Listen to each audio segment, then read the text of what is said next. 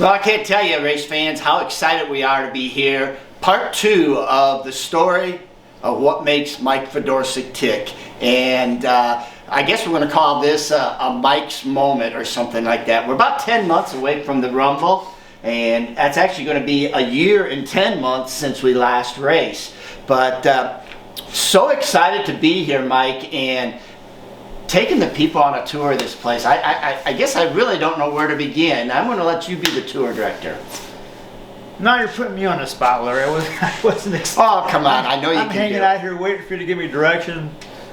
So, yeah, this is the shop. This is pretty much where everything... This is the main building. The Mecca. Original.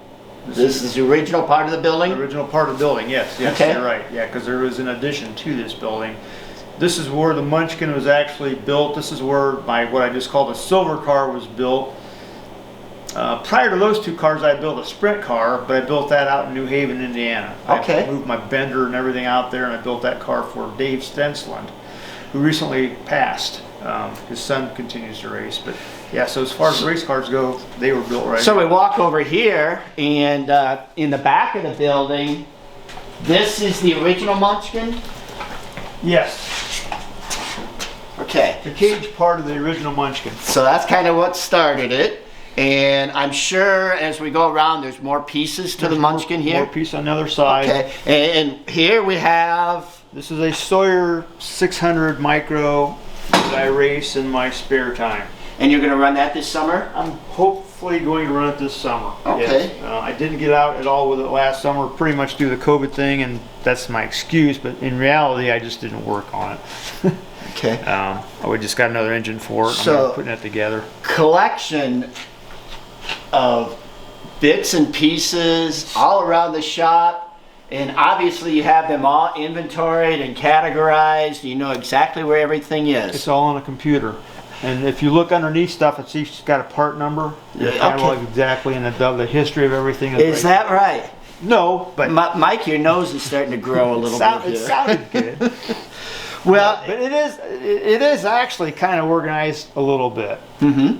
I am getting to the point where I can't find stuff though, and that's disturbing, because up in years past you could pretty much ask me where anything was and I could tell you, but recently with the addition of more stuff and just don't give a care attitude, I do have to hunt for stuff sometimes, and actually some stuff I probably bought two of the same thing because I didn't realize I already had one. So it's getting bad when that happens.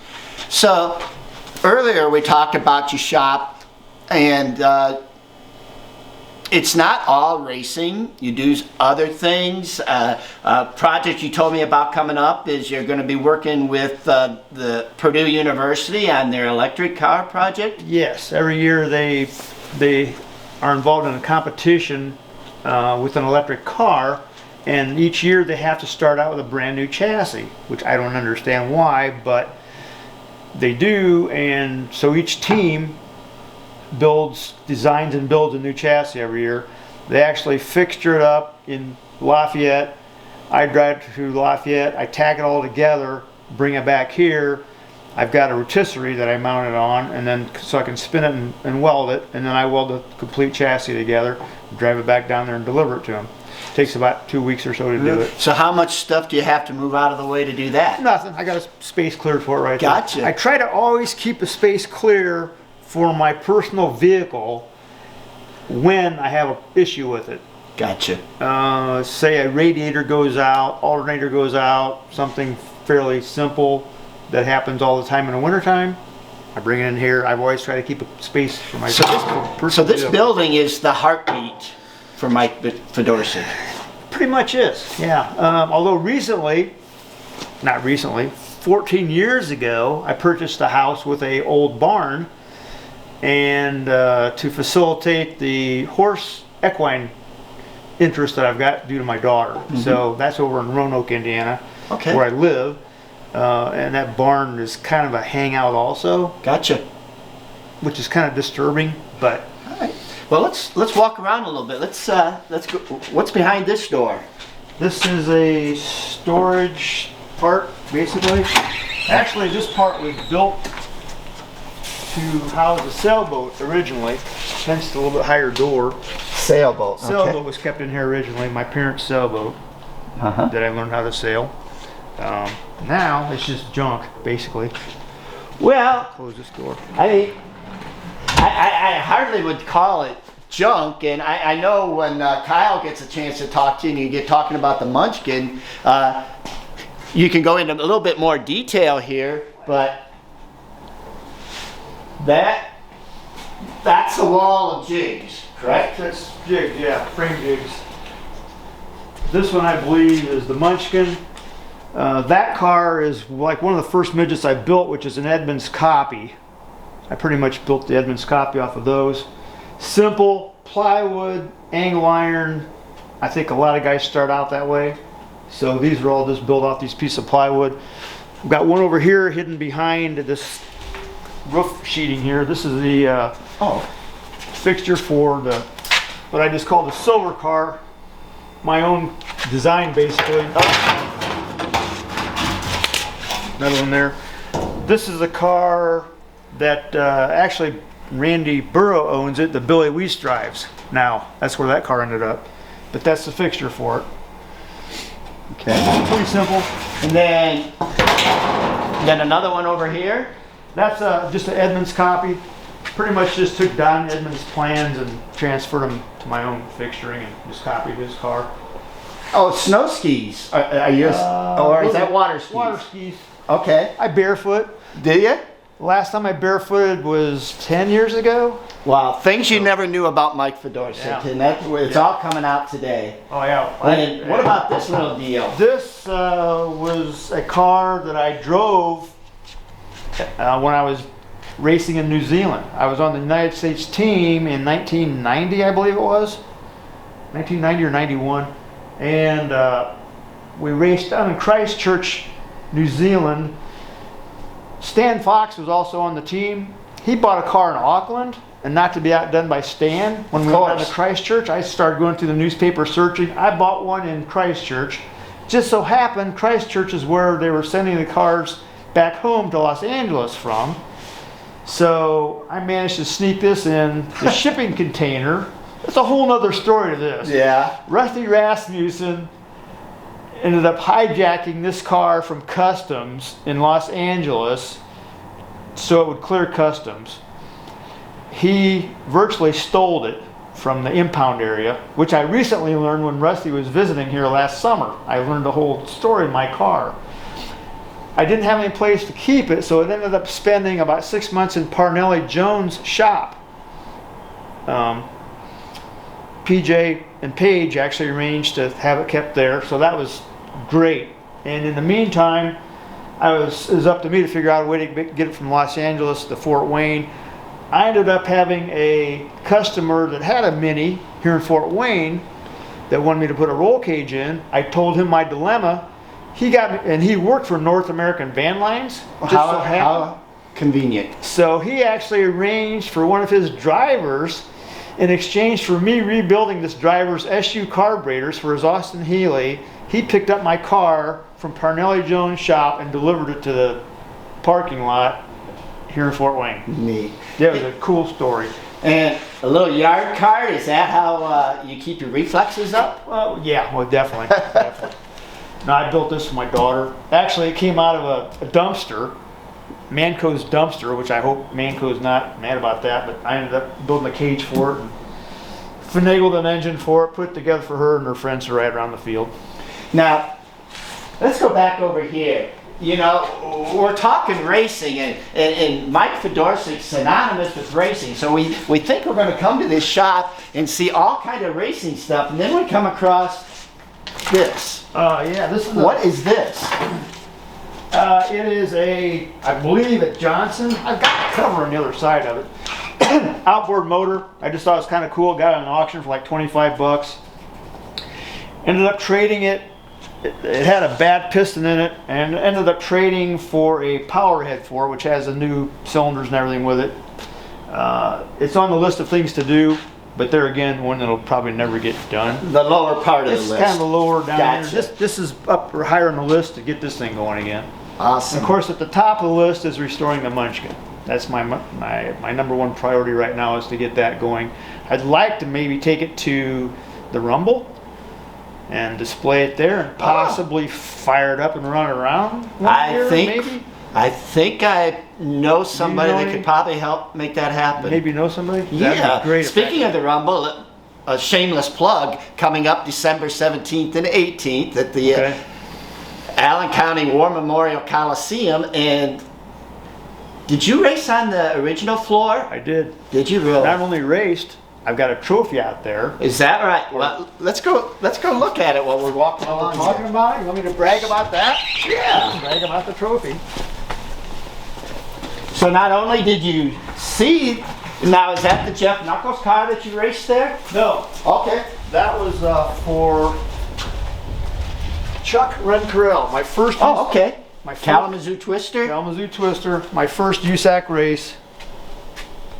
I won on the old hockey rink floor. My trophy. And that would be back in the Bill Lipke days, correct? 1983. Wow. I can remember back then, Fort Wayne, the second and fourth Sundays of January, that was the place to be. Place to be. It was, I mean, anybody who was anybody kind of raced there. And then, now what's all up here on the wall? This is kind of the wall of fame. Where do we start here? Pick a picture. Pick a picture. Oh, let's look at Old Blue. Is that the original? That's the original Munchkin. Okay. I believe at South Bend. The one above that would be, I believe, the car I put together for IRP. When ESPN moved to IRP, I built a car which I owned. Along with some friends and family, we formed a corporation, Fast Auto Racing Technology, FART for short, that owned that car. And then actually, that's the car I run at the Coliseum. Oh, okay. Because that car ended up getting a longer That's front got end quite a on it. history then. Okay, that was All the right. car I run And there. then the upper right-hand corner, back in your super modified days? Yes, that was a car that Tom Brewer built, which I raced and actually crashed in. That's the car I crashed in at Toledo and got burned. Is that right? In. Yeah. Okay. That car, I still have the frame of that over in Roanoke. And the steering wheel, which is melted. Oh, and I've got the helmet. I've got the helmet for that car. Okay. Well, we promised that we would not go into the offices of Mike Fedorcak, so wow. There's the helmet. Look at that. Saved my nose and my face. And that's the shield is burned? Yeah, my glass is actually melted inside this helmet. Wow. And my nose barely got burned, which is a testament to the shield into a balaclava. I had a balaclava. You did have that on, awesome. Oh, yeah. Yep, for sure. Yeah, it did its job. Wow. Not the best of memories, but... I don't remember any of it. Is that right? Don't remember. And I had just won the midget feature like 15 minutes before. Wow. And that was in the super modified. Yes. And then you talked about, in the opening segment, you were talking about your dad's coupes. Yeah, that's... Now, it's kind of dark up there. I'm not sure if we can get that in on focus on that. I can get a light. But that's kind of what got you started through your dad's ownership of those? His stories around the supper table are what got me started in racing. And he said, don't waste your time in stock cars. If you want to race, run a midget. Because a midget is going to show your true talent. His profitable words, which I think are still true today. You know, look at who just won the cup race. Yeah. Christopher Bell comes out of midgets. Exactly. Yep. So. Well, you know, you showed me the trophy up here, and something else caught my eye. Well, those are trophies also. Yeah. Looks like what? Bumpers? Yeah, these would be a collection of bumpers. As you recall, Tony Stewart ran a car that I built, the Munchkin car. Mm-hmm. Yeah, so like every time, when I owned the car, Tony ran it for me. Okay. So like every time, not every time, I'll be fair with him, but just about every time he went out, he brought back brought back one of these, which is a front bumper. Well, look how symmetric that is. Now, that looks like it might have gone into the rear of the car ahead of him. Well, yeah, and I think he's got like a scope on his hood so he could get that like square, but that's... There's more than one? Oh, there's a couple. That'd be another. He did like maybe... A couple guys might have got mad on that. That's one that I had fixed at one time, then he went out and did it again. So thank you, Tony, for making all these mementos. Does he know you have these? No, he's never been here. Well, I got proof. So there's another one. And then I got one that's on the car when I drive it. Well, there you go. It's the before and after. The after. So, folks, you see it right here. The evidence of Mike's driving and Tony's driving. That's probably a radius right that was on one of them when he... So the stories, that just adds on to the many things that happens here inside this building. Yeah, And I can only imagine the value of those. And knowing Tony and his collection of helmets and everything, I bet you he would love to have one of those to hang up in his house. Well, he can create one. He creates one still to this day, just about every time he goes out. So no, he's calmed down. He's doing better. Okay, Yeah, he is. I'll give him some credit. I guess I haven't watched him that close.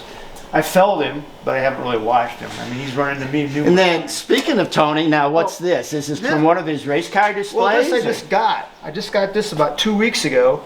A gentleman from the Cruise Museum up in Auburn. Right. They dismantled that museum.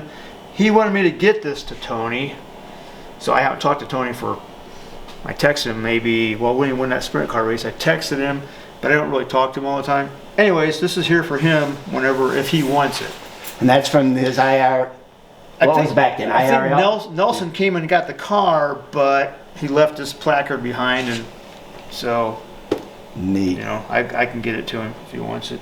And then, obviously, this isn't anything to do with racing. No, this is kind of another thing I do on the side is aircraft parts. This is off a F-100, which is there's a picture of it right up there. One of the only, I believe, flying F-100s in the United States.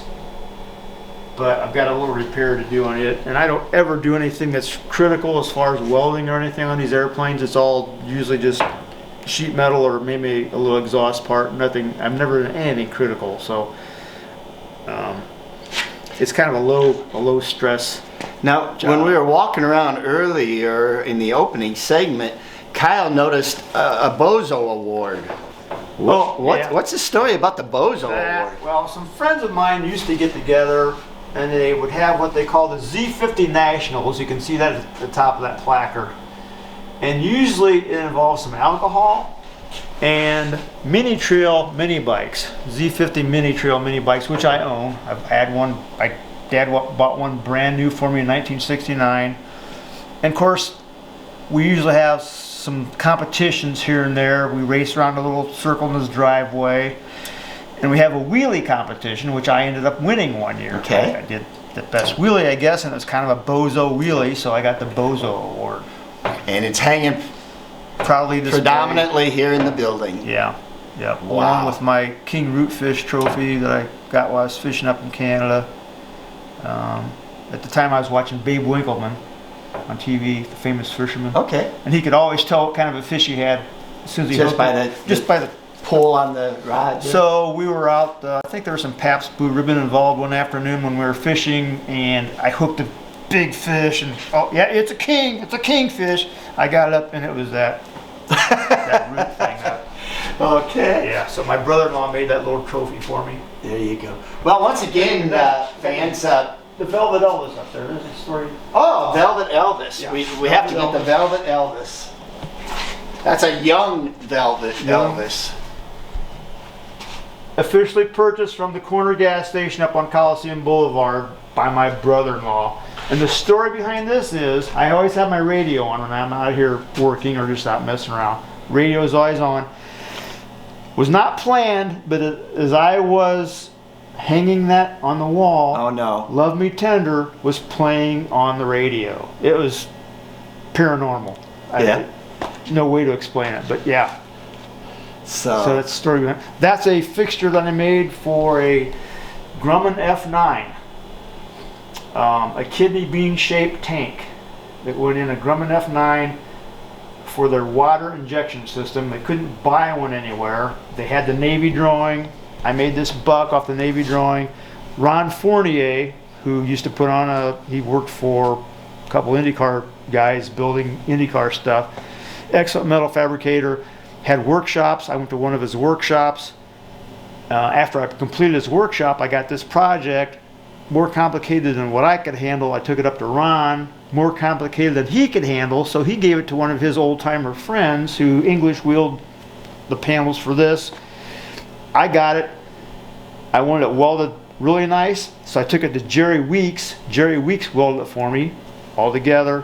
I ended up putting the fittings on it. That's the only part that I welded this whole project, but I was pretty proud of, you know, the way it all came together. So that's what that is. All right, so once again, a Rumble Mumble special. We're here in Yoder, Indiana at the headquarters for Mike Fedorcak, and just getting to the lay of the land here. Now, what's behind this wall? That is another storage area that I built when a customer of mine, I was taking care of his car, and when I needed more room in the shop because I had my Munchkin in this side. He actually bought the original Munchkin, so we had it, and I needed more room. We built this side just to work on his car, and it ended up just being a storage area. Anything exciting in there? We'll see. I don't know if it's all right, here we go. Room number 3. I'm gonna open the door for more light.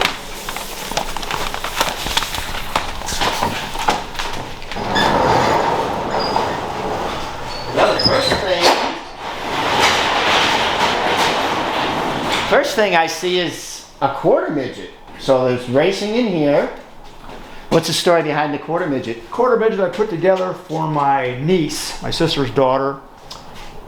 She had been brought up in Louisville training on horses. Never really got into that. She wanted to give racing a try. I wanted to build a quarter midget eventually for my daughter, so I designed and built this car. So that's a home built car. Okay. But I learned my lesson from the Munchkin, and I made it look like the other cars. So it's got a conventional body on it.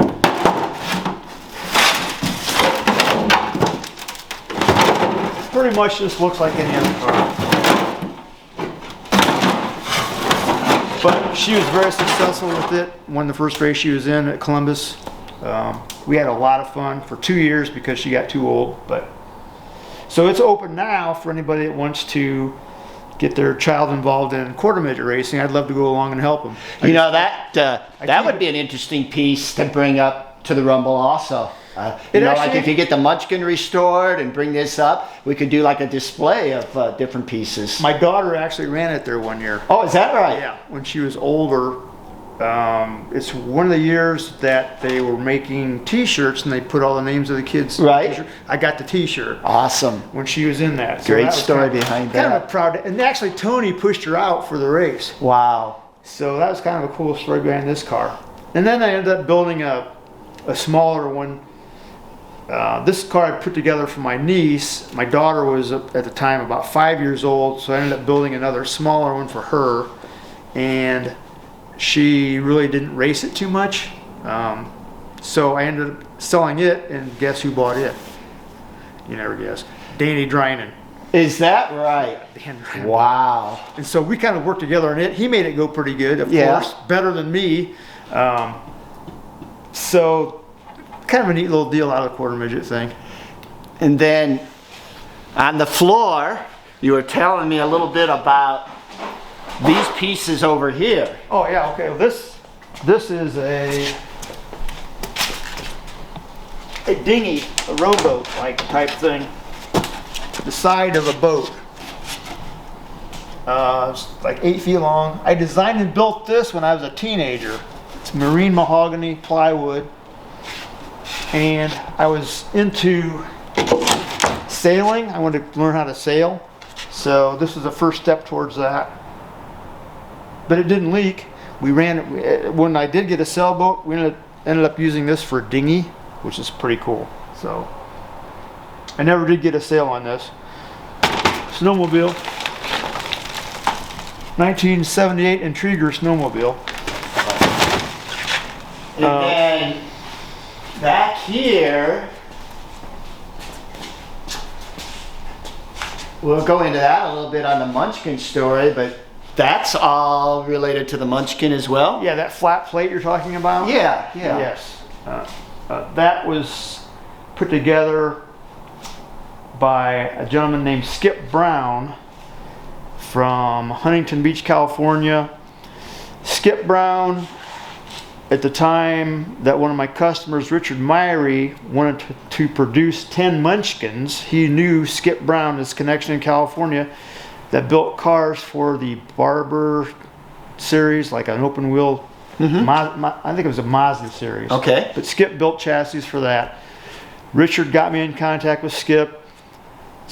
In order for Skip to build 10 cars, 10 Munchkins, he wanted me to provide him with drawings and a prototype chassis. So I built a prototype chassis, which I sent to California. I flew out there to get him started on the project. And in a matter of about 2 months, he had fixturing built for axles, for front axles, for chassis. Right about that time is like February, and USAC added, I believe, 6 or 7 rules directed at the Munchkin, which kind of took away the competitive advantage that it had. We had about 3 or 4 people interested in buying them, but after these rules came out, they lost interest, so the whole project got canned. We had all the tubing cut up, ready to put the cars together, fixturing made, but it ended up all getting sent back to here. That's going to be an interesting portion in segment 3. Well, it's like 30 degrees outside and we're in the unheated shed. Let's go back into the heated building and finish up our little tour.